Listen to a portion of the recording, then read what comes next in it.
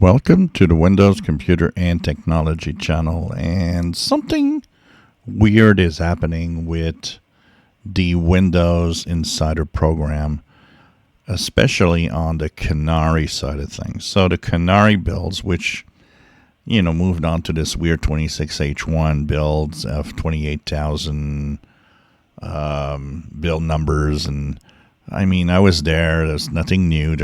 No changes really. But today, something bizarre is happening, is that there's an optional update, and I decided to go and do it.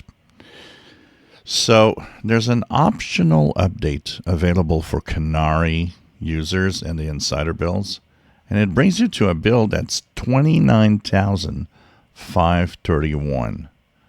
All they say is this update includes platform changes and moving to a new active development build. And I've seen this everywhere. I've seen Palteroth saying, what the hell are they doing? What does that mean? And you know what came to mind? Windows 12. Are they preparing Windows 12 or whatever future by separating the Canary builds and deciding that, we're starting something new. We're not saying what it is. We're not talking about it. But it has its own way more advanced build number, 25,531. They're saying you're going to lose some stuff that you had already, but what does it mean? That is the question. So I could be totally wrong. And I could be just thinking way ahead of Microsoft and what this could be. But it did come to me.